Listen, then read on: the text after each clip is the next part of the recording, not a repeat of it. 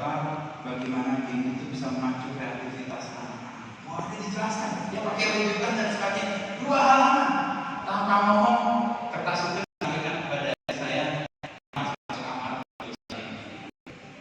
Istri saya baca, berkaca-kaca dan telepon saya, Pak, nanti ngomong. Oke, dari saya paham. Kalau kita memahami dari kita itu biasanya harus memahami dari sisi yang lain. Karena nanti audiens atau kalau dalam sisi murid, dalam contoh saya adalah anak, memahami konsep berpikir.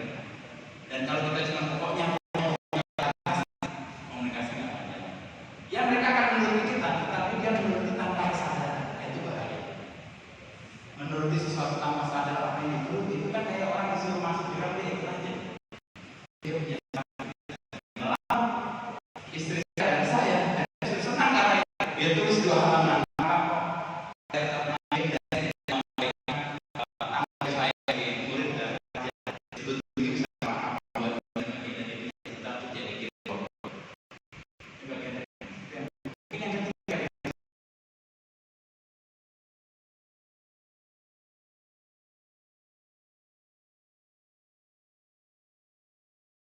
sampai 2007 solisitasi masuk seminari tinggi. Jadi kerja 7 tahun masuk seminari. 2007 masuk TOR, 2017 tak bisa di Kelapa Gading. ambil dulu ya. Ya, saya full di Jakarta. Maka program bakalaureat bukan S1 ya. 2008.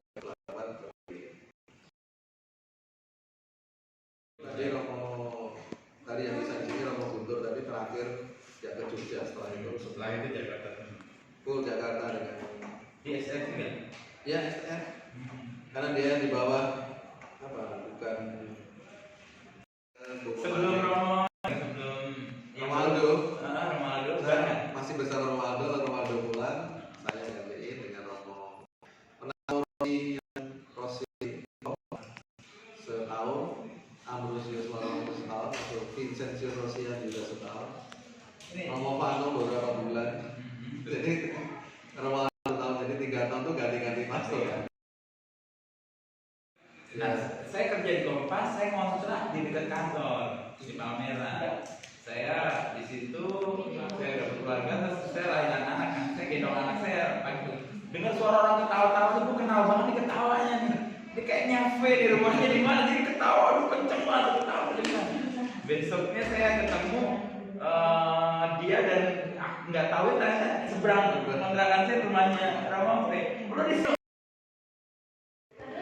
menjadi narasumber di kegiatan seminar public speaking ini? Ya, harapan saya apa yang saya sampaikan bisa memberi inspirasi, selain memberi manfaat gitu untuk semua peserta bisa terlibat aktif untuk sejumlah kegiatan di gereja yang sebenarnya banyak sekali. Kenapa itu penting? Saya ngerasa saya juga ditumbuhkan, saya juga dikembangkan dan sebagai manusia menjadi lebih penuh ketika beraktivitas gereja ya, tidak hanya untuk misa dan kegiatan ibadah, tapi organisasinya. Misalnya sejak awal saya jadi misdinar, lalu kemudian di OMK, dan sekarang juga di lingkungan karena sudah aktif sebagai keluarga juga di kegiatan di keluarga. Jadi harapan secara spesifik sih materi yang tadi disampaikan bisa bermanfaat untuk teman-teman bisa lebih aktif lagi di gereja. Ya, kira-kira kecenderungan orang muda sekarang itu melihat Komsos di paroki seperti apa dinamikanya, Mas Wisnu? Saya nggak tahu, harus tahu dengan detail survei karena masing-masing beda ya.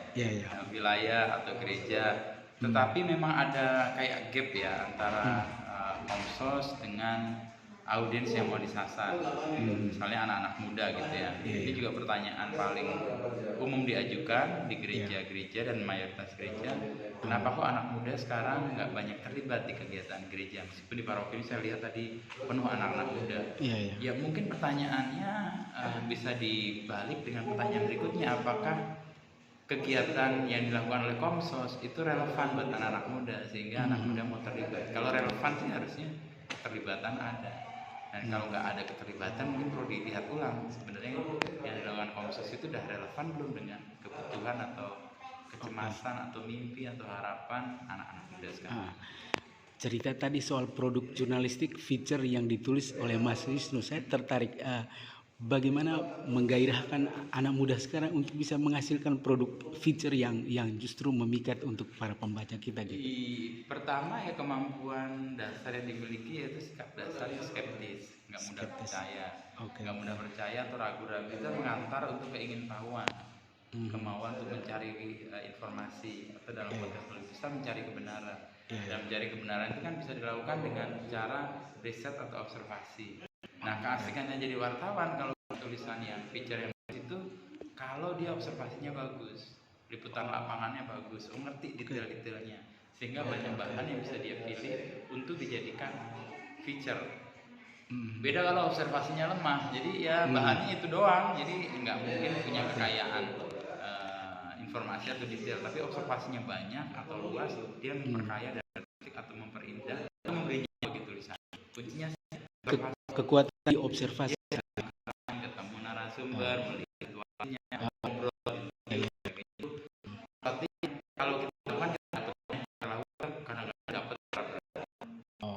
Oke. Ini sepertinya jurnalistik apa dan Wisnu di jurnalistik ini sangat konsisten ya. Ya 24 tahun di bidang ini ya, jadi ngajarnya juga di jurnalistik ya. Mungkin karena itu juga sih. Oke. Ya. Baik. Ya. Terima kasih banyak Mas.